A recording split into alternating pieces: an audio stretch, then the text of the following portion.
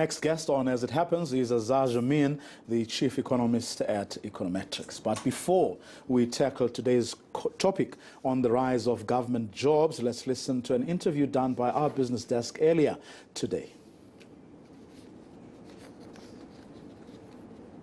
Well, I think in the context of 2.2% contraction in GDP, 56,000 jobs created in the first quarter is not that bad. Our main concern, however, is it sustainable?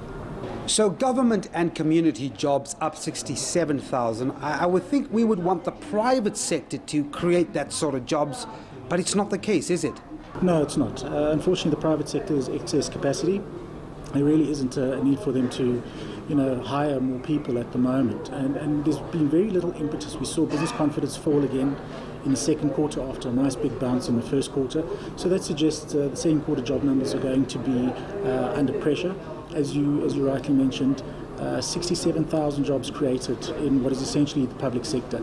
And we know that government has settled the current wage negotiation 30 billion rand ahead of what they budgeted for. So the fiscus is going to be under pressure for some time. What we really need to do is see a swing out of public sector job creation, and we need to get the business confidence up and get the private sector investing and creating jobs. So that is why President Cyril Ramaphosa has this investment quartet to go out there and find investment. And as the Reserve Bank governor says, the cheapest form of stimulus is investor confidence, is it not? No, it's absolutely correct, and it's actually not that difficult to turn around. I mean, I think one of the things that we've been saying for quite some time now is policy certainty breeds confidence. They don't necessarily have to be entirely in the favour of the private sector. There must be a concession between private sector, government and labour. But if the rules are set in stone and aren't constantly being changed, that fosters confidence and then by implication investment. And that's where the jobs are created. ENCA business anchor Devan Murugan in conversation with FNB Economist Jason Muscat, unpacking those figures. Well, let's unpack them further and get some more insights now. And I am, of course, joined here in the studio by Azar Jammine, chief economist at Econometrix. Azar, welcome. Thanks very much for joining us. Your take on the numbers that came out today? On the face of it, they appear to be reasonable, 56,000 jobs created. But then when you look at the number of jobs that are in place in the first quarter of 2018 versus the first quarter of 2017, you realize that over the whole year, 74,000 jobs were created in the formal sector.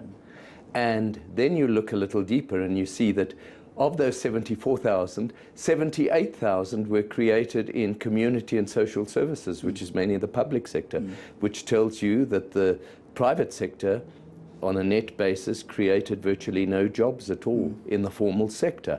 Now, we know from the quarterly labour force figures that were published a month ago that there was a much more substantial increase in informal employment than formal employment. But, that's not what the government is hoping for, namely decent jobs. We're just not getting there. And what is worse, if you look at the 74,000 formal sector jobs created over the past year, that's a growth rate of 0.8%. And we know that the economy on a year-on-year basis grew by 1.5%. Now, that pattern of job creation growth lagging behind economic growth, which itself has been particularly weak, tells you that in an economy that is weakening, we are going for ever more capital-intensive and less labor-intensive processes. So employment is not even keeping pace with the growth of the economy in an environment where you've got millions and millions who are looking for jobs. And on the back of a 2% GDP contraction. Well, that's a quarter-on-quarter figure. That's why I emphasize the 1.5% year-on-year figure. That 2% contraction could have been distorted by a number of statistical factors. So I don't want to pay too much attention to that one alone, but rather to the fact that the economy is currently 1.5% bigger than it was a year ago, and yet the number of formal sector jobs are only up by 0.8%. And that's a pattern we've been seeing year after year for the past decade, with the exception of 2016, when the government somehow gave about 150,000 jobs to people to run local government elections. And when that finished, then there was increased unemployment. But what is this telling us about the private sector and its behavior, especially when you hear people saying, well, the private sector is sitting on trillions of rands that it is not reinvesting in the economy? First of all, the trillions of rands are sitting with large corporations, not with small businesses, and small businesses are the big job creators. Secondly, you've got to realize that even the big job creators are not that keen, let alone the small businesses, to take on people on a formal basis when they see toy-toying every day out in the streets, and realize that taking on a person creates a whole set of stresses in terms of labor relations. And thirdly, you've got to ask yourself, why do we have those stresses in labor relations? And it's because of the high level of inequality. And why do we have high levels of inequality? Because the legacy of apartheid have not been addressed by the government over the last 24 years in education. And so you have this massive disparity in education between the haves and the have-nots. And the have-nots are resenting the fact that the shortage of skilled people is resulting in a relatively small proportion of people having very high salaries. And so they're resenting this and toy-toying against the fact that they feel that they are underpaid. And so we're not getting out of this logjam at the moment. Now, this news, today's Stats SA figures, has been welcomed from a rather interesting quarter that hasn't been in the news for a while. The Kucha Development Corporation saying that it recently marked a significant milestone since its inception, creating over 100,000 jobs from 3 different projects.